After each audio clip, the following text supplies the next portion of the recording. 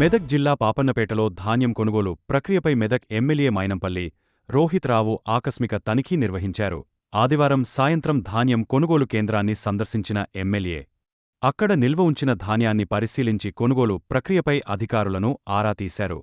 ఈ సందర్భంగా స్థానిక నాయకులు, రైతులు, రైస్ మిల్లర్లు ధాన్యం తరలింపులో ఇబ్బందులు కలిగిస్తున్నారని ఎమ్మెల్యే దృష్టికి తీసుకువచ్చారు.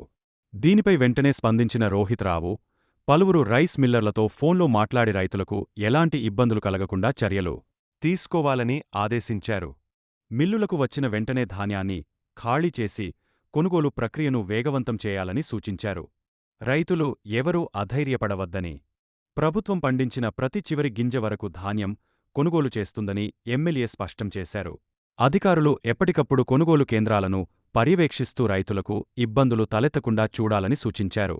ఈ కార్యక్రమంలో మెదక్ మున్సిపల్ వైస్ చైర్మన్ దొంతి నరేష్ గౌడ్, మండల కాంగ్రెస్ పార్టీ అధ్యక్షుడు నరేందర్ గౌడ్, నాయకులు ప్రశాంత్ రెడ్డి, శ్రీనివాస్, శ్రీకాంతప్ప, హీరాలాల్, గౌస్ తదితరులు పాల్గొన్నారు.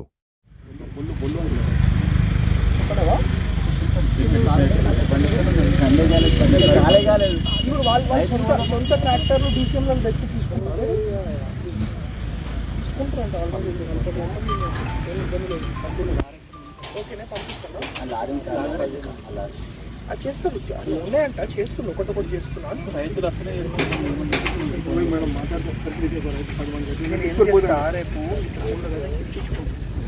కలెక్టరేట్ పిలిపిస్తారు. రైస్ మిల్ ఓనర్లు ఎవరో డైరెక్ట్ మాట్లాడితే ఒక పేపర్ మీద సంతకాలు తీసుకుంటారు రైతులతో తీసుకొని ఇలా సరిగిస్తున్నట్టు వీళ్ళే ఒప్పుకున్నట్టు కరువు ఒప్పుకుంటేనే కాల్ చేస్తుంటే లేదు బండి ఆనందం ఈ 42 కాకుండా వాళ్ళు కిలోనో అర్ధ కిలోనో వాళ్ళకి ఇవ్వాలి. అట్లా ఇస్తే తొందరగా కాల్ చేసి పంపుతారు. అట్లా ఇస్తే మనం లాస్ అవుతాం సార్.